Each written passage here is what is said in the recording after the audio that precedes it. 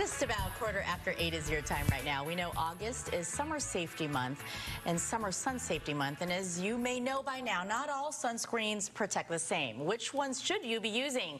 We have John Shaff, who is a PA from Stockton Dermatology in Phoenix, joining us this morning to go over all of this. Thanks for being here this morning. Thank you so much for having me this morning. This is a subject that's near and dear to my heart. So I know it is. Taking care of people and their skin is prime option number one. So let's talk about so many families use the spray, the aerosol, because it is convenient, especially with wiggly kids who just want to get into the pool. Absolutely. It's the easiest thing in the whole world just to try and spray them and go, because it's, you know, they're trying to go. Yeah.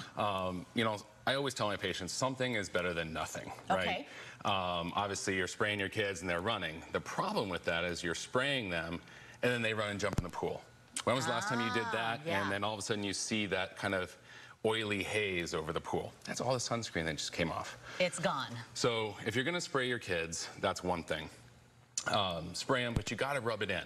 Okay. And then they need to wait about 15 to 20 minutes and let that sit and then go in the pool. That's the hard part. Kids, are you listening? Because I know it's such a struggle even at my house with the kids. They just want to get in. Right. But better than spray, as you always say, is really the actual cream lotion, sunscreen lotion. Correct. The actual cream lotion, the physical barriers, the zinc and titanium dioxide. This one, for example, just happens to be my favorite. Is a product called Zelios.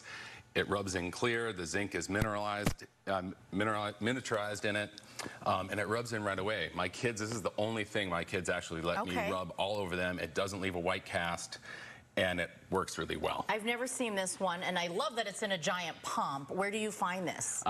One, you can get this in my office, but also you can get this directly from their website. It's not in a lot of stores. Sun barrier. Yeah, it's teamzelios.com is their website. All right.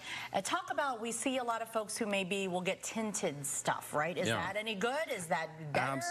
Well, it just really depends. Some people, their biggest complaints with the lotions is that it leaves a white cast or it leaves them looking like a ghost. And particularly people of different skin types. In my office, we treat a vast diversity of all skin types, and that's the biggest complaint. I promise there is a sunscreen for everyone. Okay.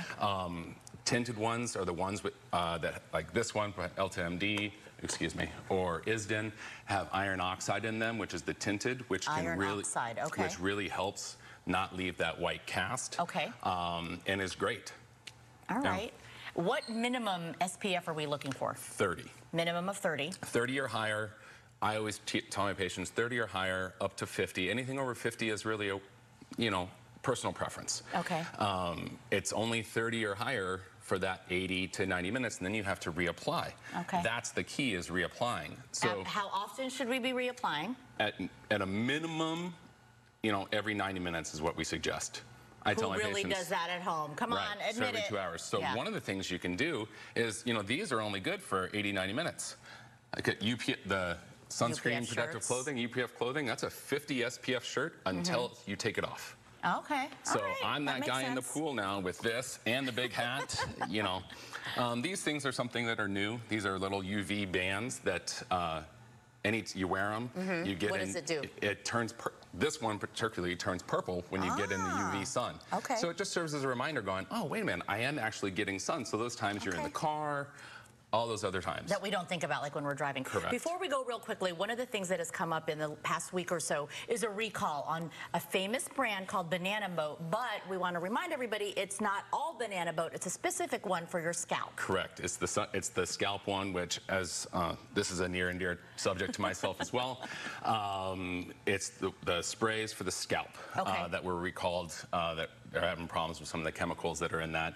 Again, which is what I refer to, not using some of the, I'm not a big fan of the chemical. I like the physical barriers. And with the chemicals, the hard part is you're spraying it and you're breathing that stuff in. That's something we don't like. Especially when we're using them on our kids. So, John Shaff with Stockton Dermatology in Phoenix, we always appreciate your advice. Thank you so much for having me on. I appreciate it. I think you need this when you head out. Yes, I probably do. That scalp is precious. There you go. Back to you guys.